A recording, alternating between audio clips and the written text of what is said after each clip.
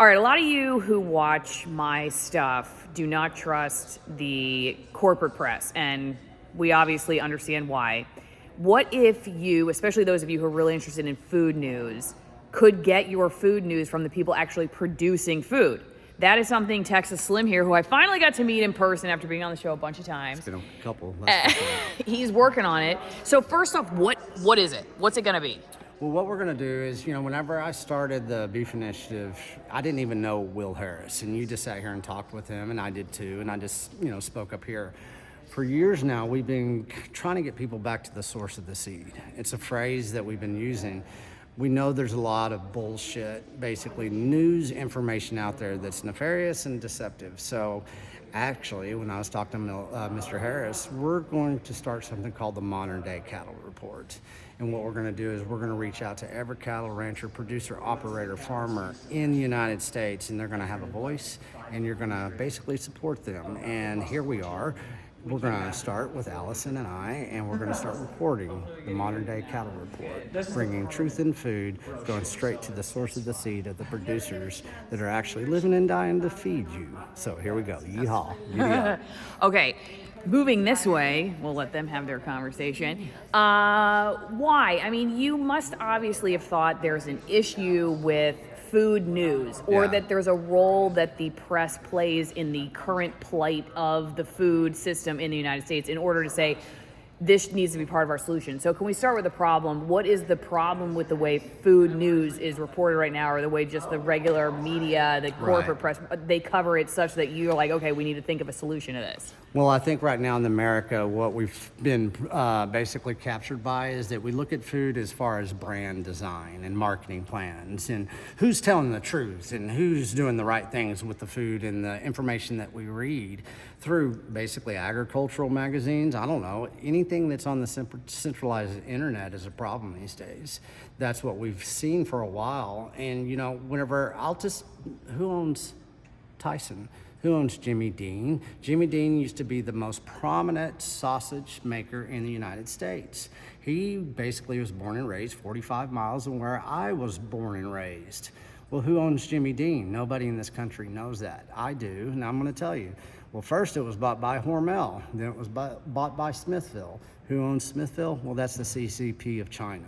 So America does not know basically who is controlling the food supply, which they market, and the Americans basically, they are intentional. They try to do their best, but they just see a bunch of deceptions. And so let's lose the deceptions, quit validating the deceptions, and get back to the source of the seed of who's actually producing truth in food. That's through the gates of the Beef Initiative. One trend I sort of picked up on unintentionally during a Thanksgiving report I did about how there's all this controversy on, Fox was reporting that your Thanksgiving turkey was like skyrocketing in price, and that they couldn't believe MSNBC, or maybe it was just regular NBC, was saying, then just throw out your turkey and have pasta. And so the way that this dialectic worked that I saw was like, Fox was saying, no, if you're a real American, just go get your butterball and get your turkey. And then NBC saying, no, you're still an American if you have pasta, big freaking deal. But neither of them approached it with an actual solution, like here you are. Well, where's your turkey even come from? I mean, why feel like you're like a real American by just going to the grocery store and grabbing a butterball? I mean, why not actually start like learning about American food and finding out who might be raising Thanksgiving turkeys down the street for you, and like really doing something that might have an economic impact.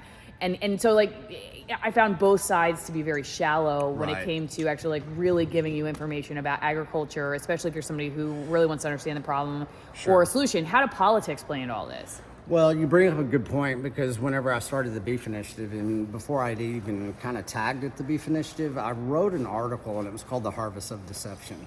And what you just said is whenever you have these news articles, Fox over here, MSNBC over here, saying two different things, two different narratives, what they're doing is covering up the deception that's unfolding.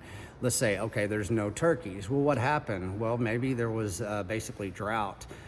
Diesel went up, input costs went up. There's so many things that they don't know, or they are not going to tell the general public, that there might not be turkeys, but they're not even going to tell you where those turkeys are coming from, because at certain times, this nation doesn't even realize that they might be eating something, let's say beef, and it says property of the USA. Well, it's not from the USA. We took ownership of it, but it was probably raised in Uruguay. And that's what we found within the centralized media, Fox, NBC, all they're doing is covering up deceptions of what's going on in agriculture in America, and basically the lack of market access to truth and to nature and to the purity of our food that we used to have before 1971, and that is a big rabbit hole. And I think I've talked about that before. Okay, the reason I'm talking to Slim here in person is because I'm at the Wise Traditions Conference, the Weston A. Price Foundation Wise Traditions Conference, which is a great way to learn more information about food and medicine, all that good stuff. Check out the comments, pinned comment and description for links how you can support the channel, AllisonWinePromo.com, greenpasture.org, cod liver oil, all that good stuff. Allison at checkout for greenpasture.org, cod liver butter oil blend.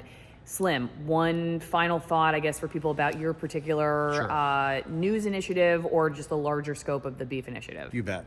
Everybody, if you've seen me for the first time or if you've seen me for 1,000 times, this has been a journey that we started 5 years ago. Okay, I've been to basically 172,000 miles across the United States. We know what's going on.